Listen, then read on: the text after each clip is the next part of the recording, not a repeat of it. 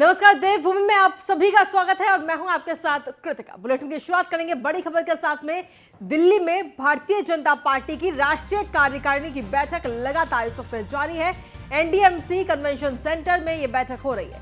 BJP राष्ट्रीय अध्यक्ष JP Nadda की अध्यक्षता में यह बैठक है और कार्यकारिणी की बैठक में प्रधानमंत्री नरेंद्र मोदी भी इस वक्त मौजूद है और उनके अलावा अमित शाह, मदन कौशिक, राजनाथ सिंह भी इस बैठक में मौजूद है। साथ ही मुख्यमंत्री पुष्कर सिंह धामी, मंत्री सतपाल महाराज भी वर्चुअली तौर पर इस बैठक में जुड़े और बैठक में सीधे तौर पर 5 राज्यों में जो आगामी चुनाव है उनकी तैयारियों को लेकर मंथन इस वक्त हो रहा है। दरअसल आपको बता दें कि हाल ही में अब उत्तर प्रदेश, उत्तराखंड, मणिपुर, गोवा और पंजाब में विधानसभा चुनाव होने हैं, जिसको लेकर के सीधे तौर पर इस बैठक में चर्चा की जा रही है और इस बैठक में मुख्यमंत्री योगी आदित्यनाथ भी मौजूद है और साथ ही पुष्कर सिंह धामी वर्चुअली तौर पर जुड़े। जो राष्ट्रीय कार्य समिति बैठक का एजेंडा तो केंद्रीय नेतृत्व तय करता है, लेकिन चुनावी राज्यों के लिए विशेष रूप से चर्चा का समय है। इसमें मैं अपने राज्य की जितनी चुनावी दृष्टि से हमने कार्यक्रम किए हैं, राष्ट्रीय नेताओं के कार्यक्रम हुए हैं, हमने क्या हमने रोड मैप बनाया है, किस प्रकार से हम रोड मैप को लेकर आगे बढ़ रहे हैं।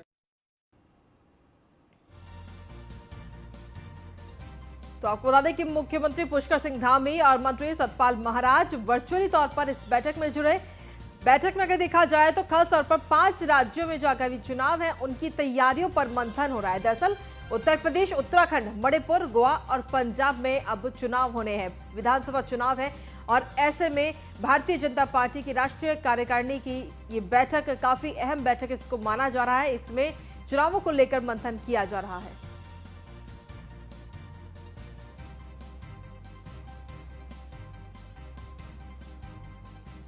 और इसी पर अधिक जानकारी देने के लिए हमारे संवाददाता इस वक्त हमारे साथ जुड़ गए पीयूष तिवारी दिल्ली से और सुदीप जैन देहरादून से। सबसे पहले सुदीप के पास चलेंगे। सुदीप, अगर देखा जाए तो ये काफी अहम इस बैठक को माना जा रहा है क्योंकि कहीं ना कहीं चुनावों को लेकर, चुनावों के मद्देनजर इस बैठक में मंथन हो रहा है और वाकई ये देखना होगा कि आखिर भारतीय जनता पार्टी आगामी चुनावों को लेकर क्या कुछ दांव खेलती नजर आती है।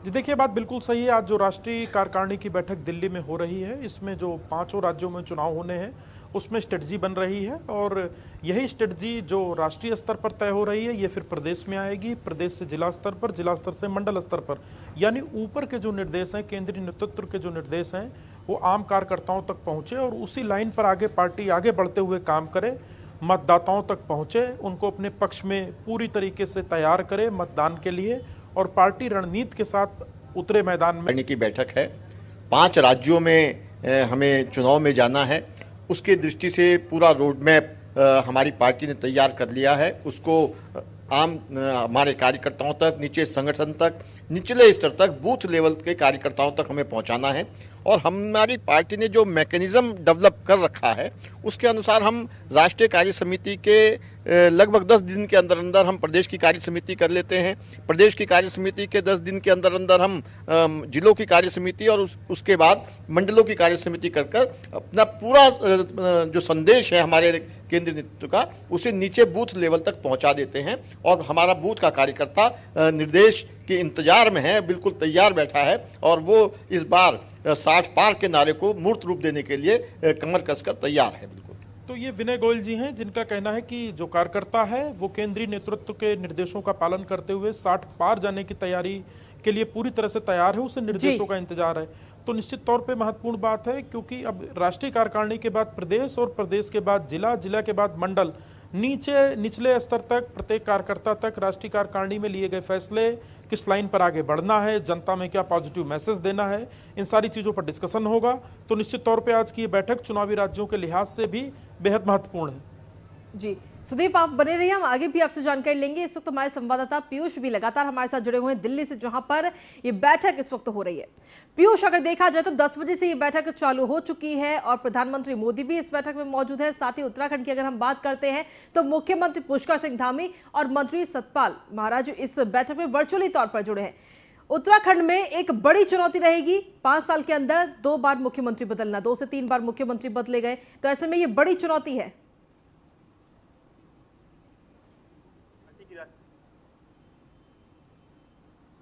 जी बिल्कुल, देखिए इस बार जो भारतीय जनता पार्टी की राष्ट्रीय कार्यकारिणी की बैठक हो रही है एनडीएमसी के इसी दिल्ली के सेंटर में बैठक हो रही है। चूंकि धर्मेंद्र प्रधान ने अभी थोड़ी देर पहले मीडिया को ब्रीफिंग दी और उन्होंने बताया कि अभी अंदर बैठक में क्या कुछ बातें हुई। उन्होंने साफ तौर पे कहा कि चुनाव को लेकर तो बातचीत चल रही है, चूंकि यूपी और उत्तराखंड पे खासतौर पे भारतीय जनता पार्टी का फोकस है, तो निश्चित तौर पर उन पर भी मंथन चल रहा है। और उपचुनाव में जिस प्रकार से निराशा हाथ लगी भारतीय जनता पार्टी को, कहीं ना कहीं उस पर भी मंथन हुआ। लेकिन कोविड काल में जिस प्रकार से भारत सरकार का काम रहा है, उसको लेकर किस प्रकार से जनता के बीच में जाया जाए, इसको लेकर भारतीय जनता पार्टी के राष्ट्रीय अध्यक्ष का ज्यादातर फोकस रहा है। और निश्चित तौर पे अभी भी जो बैठक है वो चल रही है। प्रधानमंत्री भी इस बैठक को संबोधित करेंगे और जो धर्मेंद्र प्रधान है उन्होंने साफ तौर पे उत्तराखंड का भी जिक्र किया। उन्होंने कहा कि उत्तराखंड में भी चुनाव है और उत्तराखंड में चूंकि आप देखिए पुष्कर सिंह धामी भी कहीं ना कहीं बेहतरीन काम कर रहे हैं, तो मुख्यमंत्री बदलने का कोई नुकसान, खासा नुकसान जो है वो भारतीय जनता पार्टी को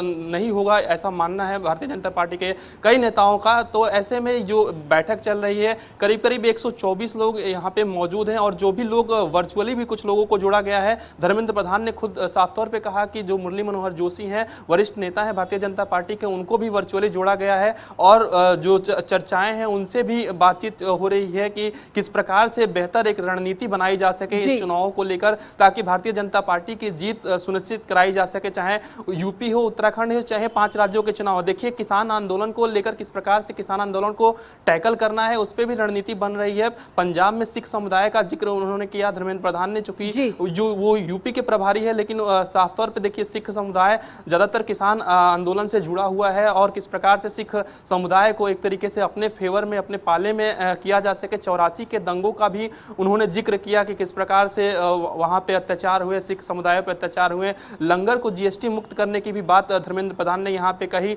तो कहीं ना कहीं तमाम बिंदुओं पे, एक एक छोटे छोटे बिंदुओं पे यहाँ पे रणनीति बन रही है, चर्चा हो रही है कि किस प्रकार से बूथ लेवल पे, छोटे छोटे लेवल पे भारतीय जनता पार्टी के राष्ट्रीय नेतृत्व की जो आवाज है, जो मंथन यहाँ पे होगा, उसको किस प्रकार से पहुंचाया जाए और किस प्रकार से भारतीय जनता पार्टी को मजबूत किया जा सके। क्योंकि तमाम विपक्षी दलों के निशाने पर कहीं ना कहीं भारतीय जनता पार्टी इकलौती पार्टी है जो निशाने पर रहती है। चाहे प्रियंका गांधी भी इस बार देखिए आप उत्तर प्रदेश में काफी एक्टिव नजर आ रही है, सीएम योगी भी इस बैठक में मौजूद हैं, तो सीएम योगी से भी फीडबैक लिया जाएगा कि किस प्रकार से उनकी चुनावों को लेकर तैयारियां चल रही है। चूंकि लगातार भारतीय जनता पार्टी के राष्ट्रीय नेतृत्व का दौरा यूपी में हो या उत्तराखंड में ज्यादातर देखने को मिल रहा है। ऐसे में क्योंकि यूपी का चुनाव माना जाता है कि जो भी यूपी की गद्दी पे एक तरीके से बैठ जाएगा, उसके लिए कहीं ना कहीं केंद्र की राह आसान हो जाती है। इसलिए उत्तर प्रदेश के चुनाव को काफी तवज्जो दिया जा रहा है और उत्तराखंड के चुनावों को लेकर भारतीय जनता पार्टी अपनी रणनीति बना रही है।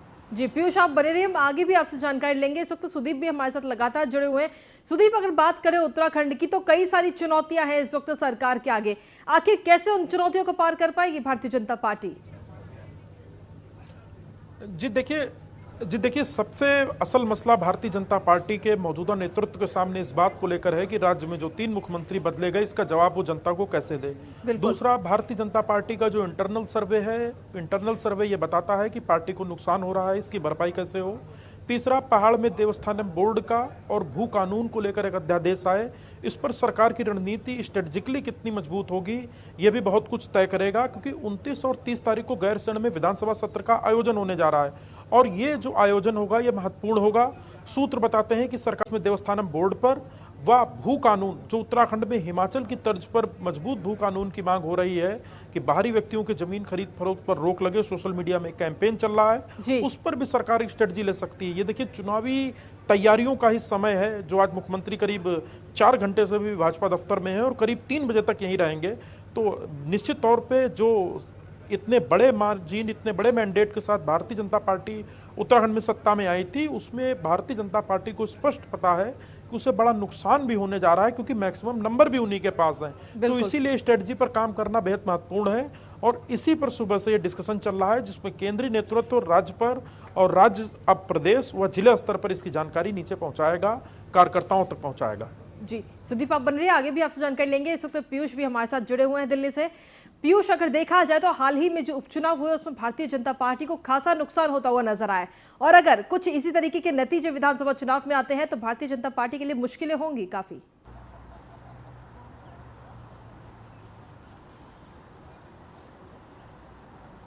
जी बिल्कुल, देखिए साफ तौर पे धर्मेंद्र प्रधान से जब हम लोगों ने सवाल भी पूछा कि उपचुनाव में कहीं ना कहीं भारतीय जनता पार्टी को निराशा हाथ लगी, तो उनका साफ तौर पे कहना है कि ये मीटिंग इसीलिए बुलाई गई है ताकि गहन चिंतन और मंथन हो सके कि आखिर भारतीय जनता पार्टी के साथ ऐसा क्यों हुआ और क्या जनता तक हमारी बातें, यानी सेंट्रल नेतृत्व की जो बातें हैं वो जनता तक नहीं पहुँच पा रही है, कहाँ हमसे चूक हो रही है। क्योंकि उनका साफ तौर पर कहना है कि प्रधानमंत्री नरेंद्र मोदी ने कोरोना काल में काफ़ी काम किए हैं, चाहे वो लोकल फॉर वोकल के क्षेत्र में हो या तमाम वैक्सीनेशन के क्षेत्र में हो। आप देखिए 100 करोड़ का आंकड़ा वैक्सीनेशन के मामले में भारत ने जब से पूरा किया है। यहाँ पे देखिए एनडीएमसी सेंटर में भी तमाम तरीके की फोटो प्रदर्शनी लगाई गई है। तो भारतीय जनता पार्टी की यही रणनीति है कि जो सेंट्रल नेतृत्व, राष्ट्रीय नेतृत्व जो तय कर रहा है या जो राष्ट्रीय नेतृत्व की योजनाएं हैं वो कैसे छोटे छोटे स्तर पे, बूथ लेवल के स्तर पे कैसे पहुंचाई जा सके, जनता के बीच में कैसे पहुंचाई जा सके। शायद वो जनता के बीच नहीं पहुंच पा रही है। आप देखिए प्रधानमंत्री हमेशा आत्मनिर्भर भारत की बात करते हैं, वैक्सीनेशन के मामले में